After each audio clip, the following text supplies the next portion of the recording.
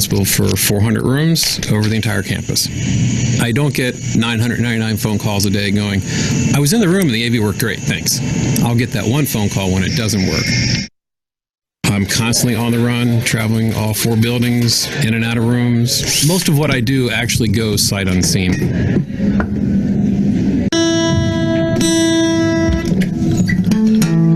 I play guitar, I write music, I teach guitar lessons, spend a lot of time in my home theater room, listening to music, watching movies, and enjoying technology.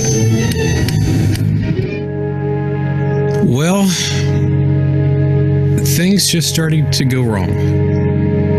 It wasn't just work, it wasn't just home. Everything just seemed to not click anymore. I physically didn't feel well. Was suffering from major depression. I was really considering suicide and had planned out different ways of doing it. I just wasn't happy. I felt like I wasn't needed. I felt like I wasn't bringing anything positive for myself or anybody else in my world. Everything became a panic attack all day long. If the phone rang, the email came through, it didn't matter. I didn't know how to escape this black box that I had put myself in. But I finally reached out and asked for some help from my wife, who in turn started making phone calls, and that kind of got the ball rolling, at least to realize that I had an opportunity to at least try to get some help. I knew that whatever I needed to do, I could not maintain a 40-hour work week. So I was basically set to sit down and tell my boss, what do we have to do for me to resign from my job? And we called HR and talked to one of our HR reps and found out that we have a leave of absence that I would actually qualify for. I would have never thought of that. I was able to take advantage of the benefit, and that was my full-time job for a few months, was to seek that help I needed and go to these classes and do the counseling and do all this soul searching, so to speak, to be able to get myself back on the right path. I was told, you're not here, but you're still here. Your job is safe. Your full-time job, until you tell us differently, is to do whatever you need to do to make yourself feel better. I don't have that apprehension and that phobia when I hit the door. I look forward to what the day might bring. My name is Rick, and this is my story.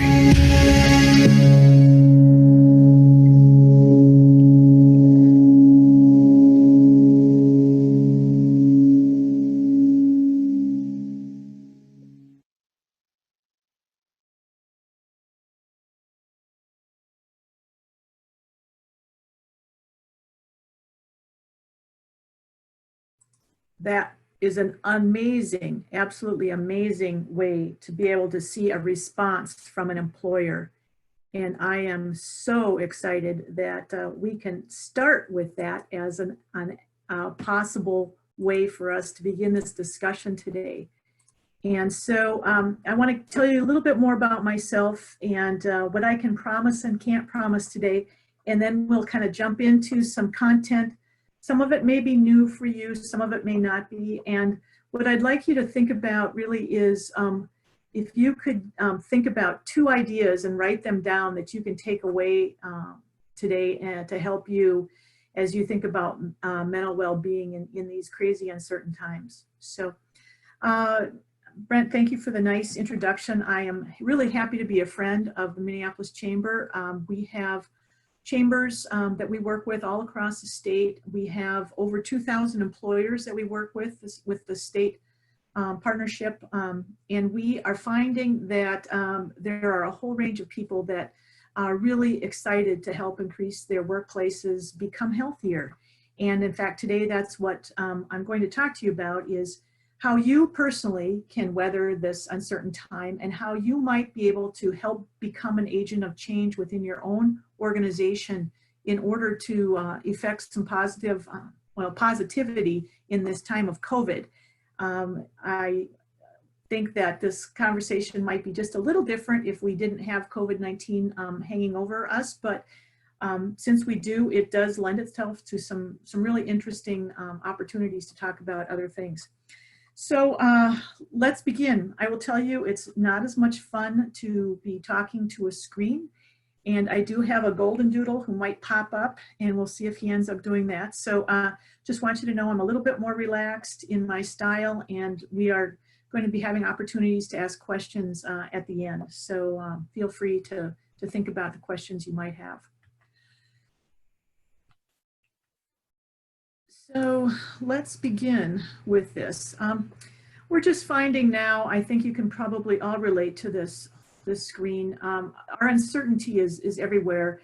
So many times with an incident that we might have, it has a beginning and an end, and then we work out of the all the issues of grief and anger from that. And what's unfortunate is this situation, this pandemic, is going on and on and on. And I've been part of organizations that have laid people off, which has a beginning and an end. I've been a part of an organization that had a pretty significant death, and there was a beginning and an end to that.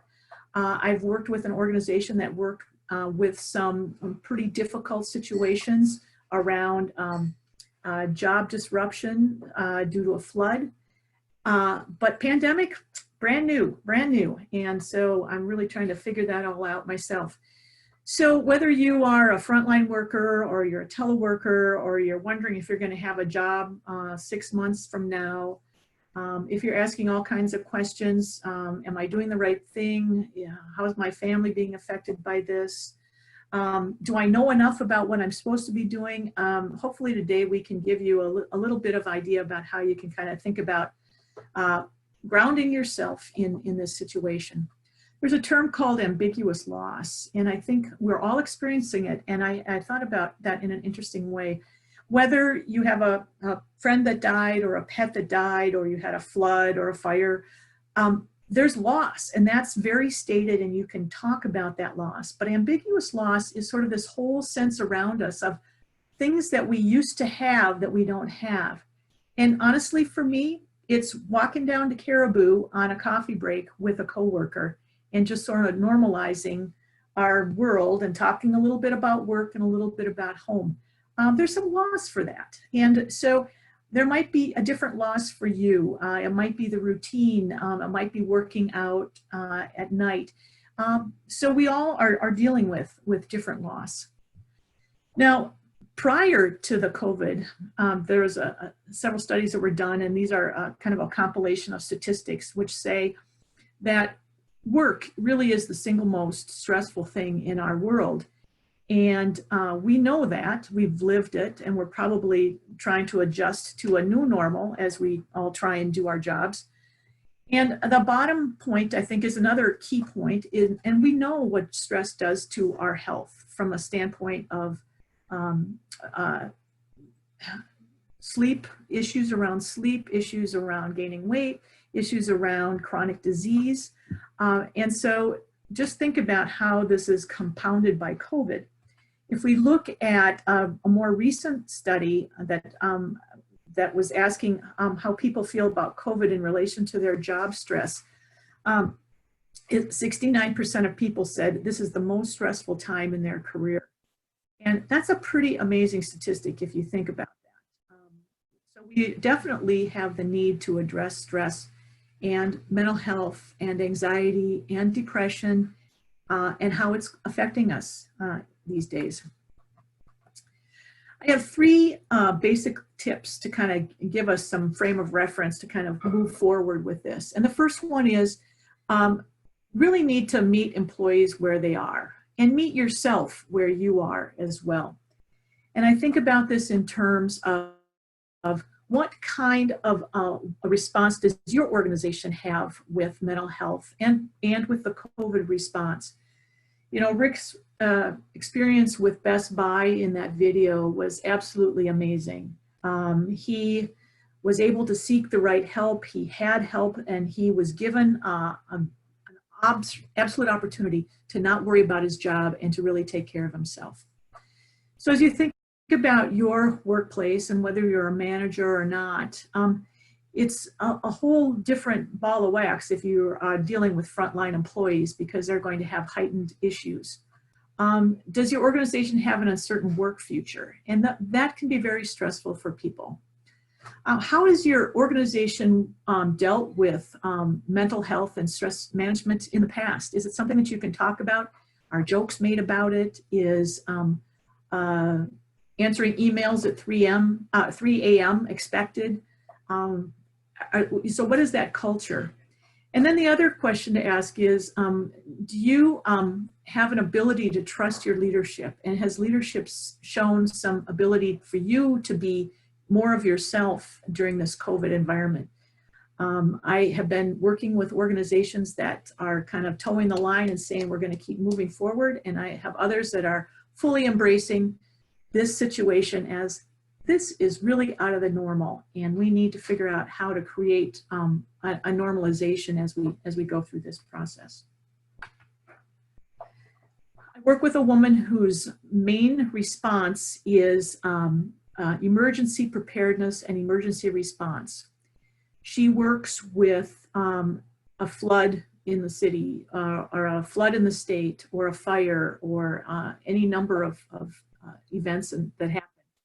And they have a very strict protocol and a very, I would say, a military response to these are the things, the steps that you need to do. But these 4 factors are the 4 factors that they worry about most when they talk to people and when they hit the location of that issue. Safety, stability, connection, and support. And if there's anything that you take from today, is thinking about those 4 things, and think about it in terms of your home life and think about it in terms of your work life.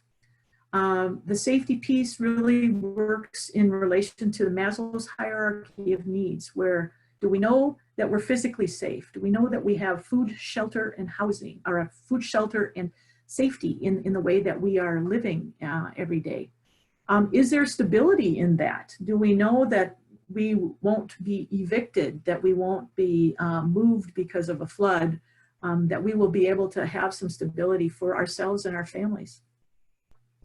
Connection, what are the levels of connection that we have, and how can we have connection? Because that is the single biggest healer in helping us kind of renormalize. I was thinking the other day about how ironic it was that last fall and early winter, I was studying social isolation and how social isolation has really been a buzzword and how harmful it is to your health. And now we're practicing social distancing. And I thought, how ironic is that? And I don't like that term because it's physical distancing, but we need the social part to stay connected. The last piece is support, and support really is something that I would think about as being more altruistic or outward focused. And in that way, when we give and when we help support people, we can provide things that help us as well as help that other person. So we can help connect people to other support, we can be a support, we can ask for support, but those are the important things right now. I will tell you, this is my public health downer slide for the presentation. I just wanted you all to know that over the last several years, we have seen a huge increase and an upward trend with the diseases of despair, which are alcohol and substance use, opioid use, and suicide. And then we hit the COVID-19 issue. And I've been part of national roundtables and webinars by substance abuse and suicide experts, and they are saying, hold on, because we are in for a really tough place in the next year or 2 years, that the backlash of the stress of the pandemic is really going to keep our numbers going up.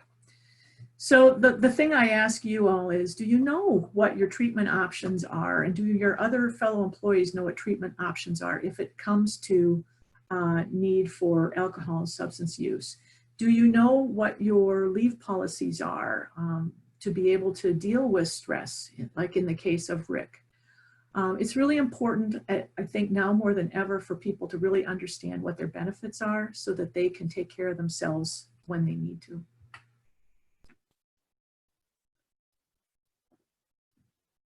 Our next piece is really to talk openly about mental health and well-being.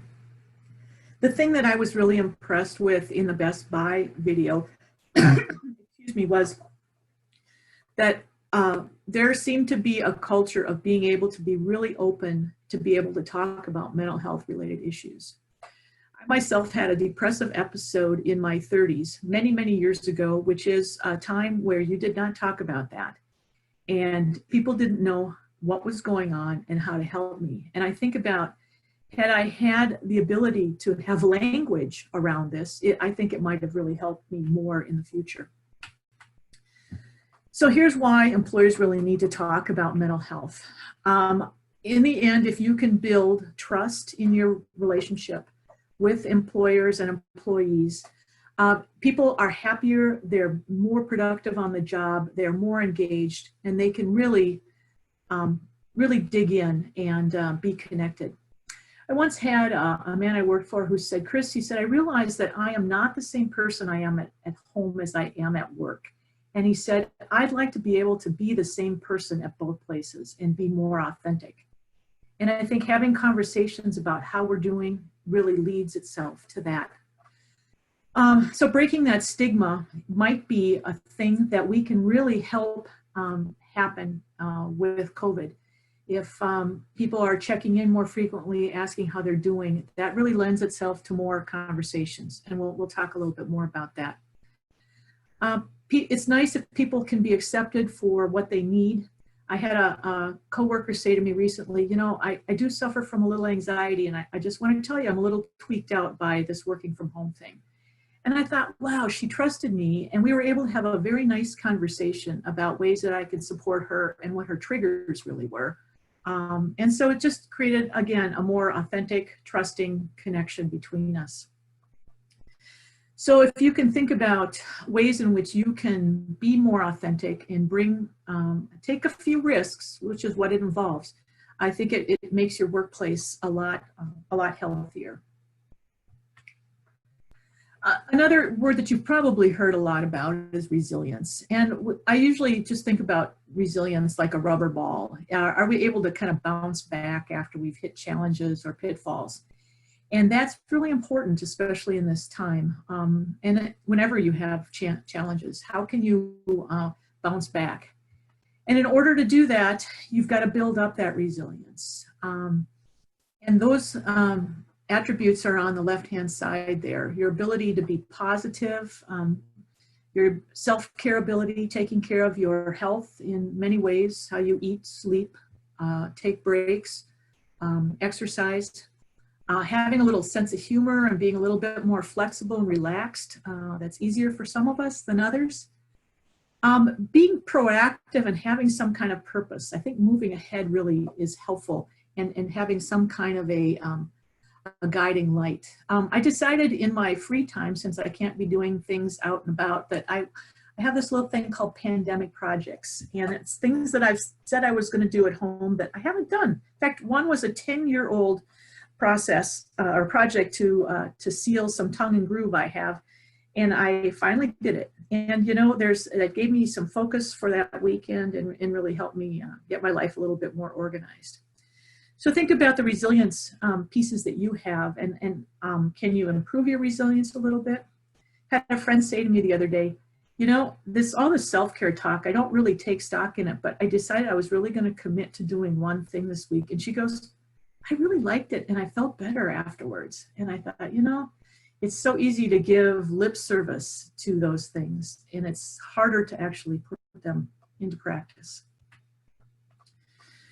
Another concept I think is really helpful around this time is the idea of the circle of influence. What is in your sphere or in your lane? What can you control? And what are the things you really need to just let go?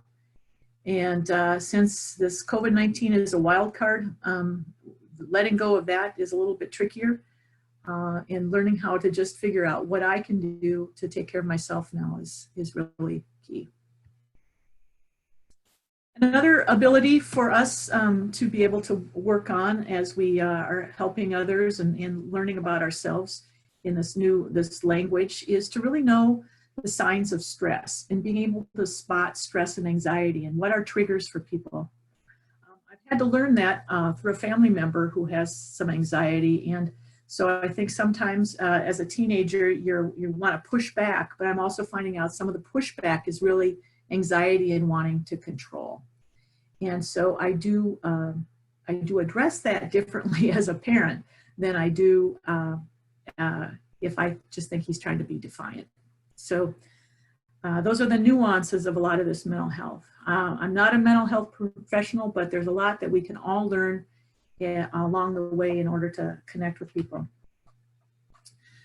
Another thing that has been really freeing for me was a friend of mine at work said, you know, I think we really just need to adjust our expectations. I'm being totally unproductive. And I said, oh my gosh, so am I. It was really giving me some freedom to be able to relax about that.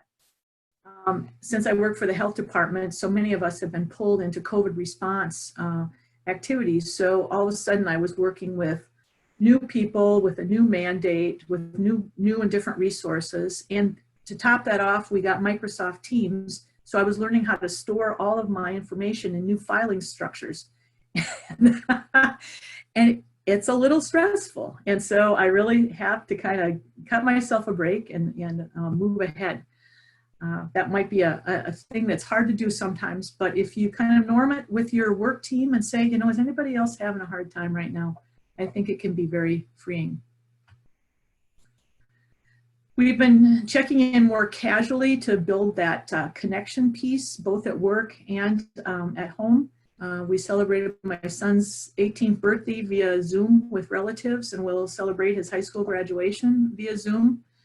A friend of mine talked about using a whiteboard and just talking about a gratitude journal, and people just can go in there and talk about that. We've been trying to be more creative with our icebreakers at the beginnings of meetings, just a short, 5 to 10 minute time. And I think the topic that was most interesting to me was a question about what has COVID time taught you? And so to learn what my colleagues were thinking about and reflecting on was a pretty interesting conversation. Compassion is another thing to really think about when there's uncertain times. If you're on the front lines, you're a healthcare worker, you're a postal worker, you're working in the supermarkets, you're dealing with a lot of tension and more than enough stress. But in the end, we all need compassion and we all can give compassion. And our ability to be able to do that is important. My dog on the far right, makes me laugh and helps me be a little bit more understanding. Not so mad when he's gone to bury the bone, but he sure looked crazy after he came back. So helping to cut even the dog a break.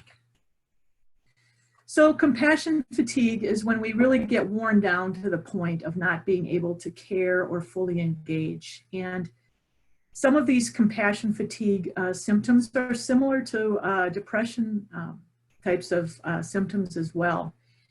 And so it's really important when you think about your fatigue, and if you are in the point of working with coworkers or working with clients who are dealing with issues, to provide them, to recognize the signs and provide them with some compassion, some listening and understanding, and that can go a long way. The last thing is I would say sort of a long-term, an end game, and that's building up your culture of health. And you can be building it now, even though we are in the middle of this COVID response. I often work with managers and supervisors. I know some of you are on the line as a manager or supervisor, or you might be an informal leader in your organization, and you can help form and shape that infrastructure to be able to have more of a well-being mindset in your organization. First thing I often say is provide that language to help managers and employees be able to talk about it. Mental health first aid courses are starting to be a a little bit more visible around here, you can Google that and see if there's any around, or contact me. We're soon to be offering more of those for our own employees. Spotting signs of depression, working with your EAPs, whether you're an employee or manager, there are a lot of resources there.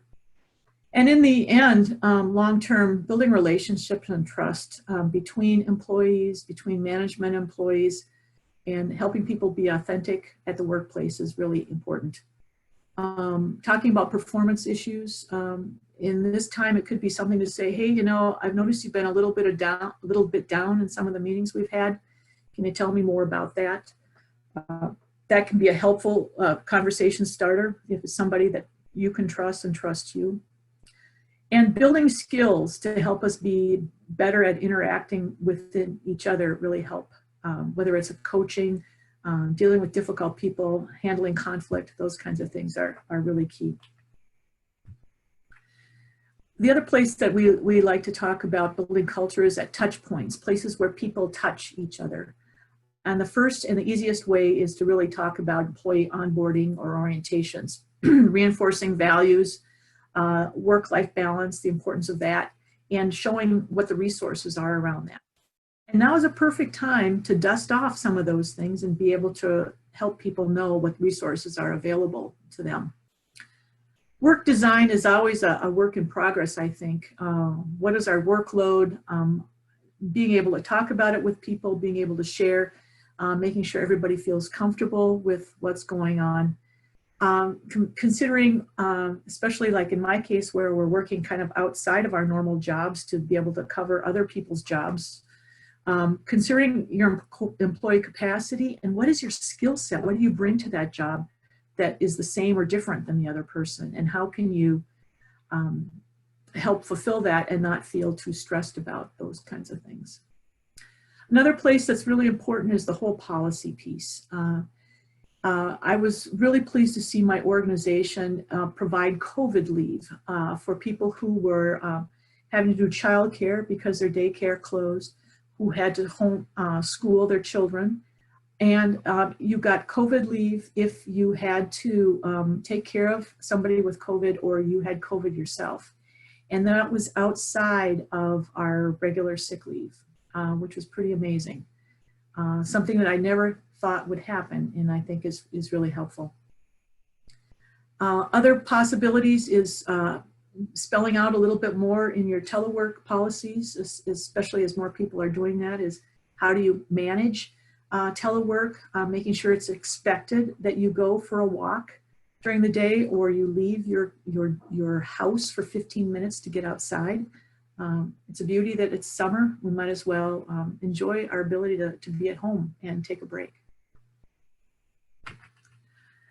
A couple quick ideas here that I thought was really helpful and has been helpful for me.